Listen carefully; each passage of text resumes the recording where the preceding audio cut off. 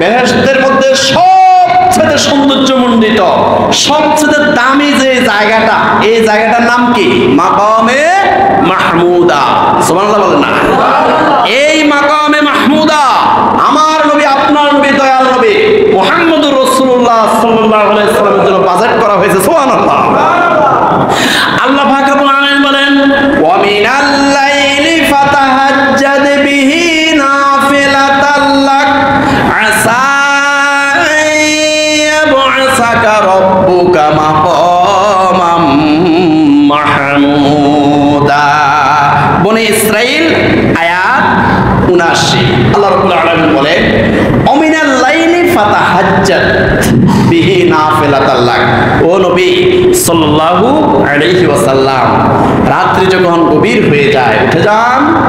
ইয়া আইয়ুহাল মুযাম্মিল কুমিল লাইলা ইল্লা কলিলা নিসফাহু আও ইনকুস মিনহু কলিলা আও জিদ আলাইহি ওয়া রাত্তিলিল কুরআনা তারতিলা। রাত্রি অর্ধেক হয়ে গেছে, অর্ধেক অতিবাহিত হয়ে গেছে, উঠে যান। আপনার স্বাস্থ্য যদি ভালো থাকে অর্ধরাত্রি আপনি জাগ্রত হয়ে যান, তাহাজ্জুদ নামাজ পড়েন। সুবহানাল্লাহ।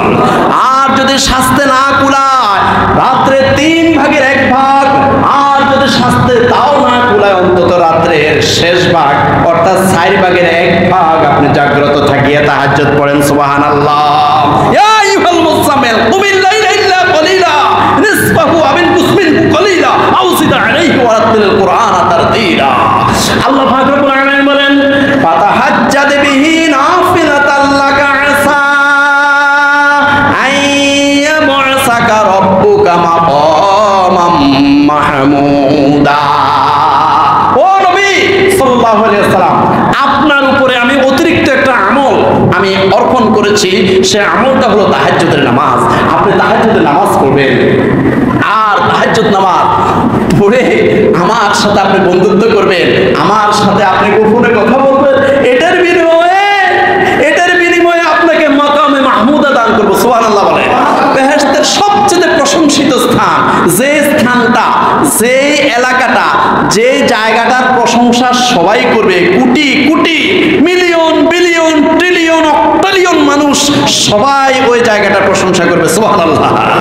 সেই মাকামে মাহমুদাটা শুধুমাত্র আপনার জন্য বাজেট করা হয়েছে তাহাজ্জুদের বিনিময়ে। বলেন কিসের বিনিময়ে?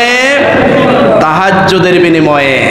ফাতাহাজ্জাদ বিহি নাফিলাতাল লাকা আসা আন ইয়াবআসাকা রাব্বুকা মাকামাম মাহমুদা। এই তাহাজ্জুদের বিনিময়ে আমি আল্লাহ সুবহানাহু ওয়া তাআলা আপনার জন্য ওই বেহেশতের সবচেয়ে প্রশংসিত স্থানটা আমি বাজেট করেছি। সুবহানাল্লাহ।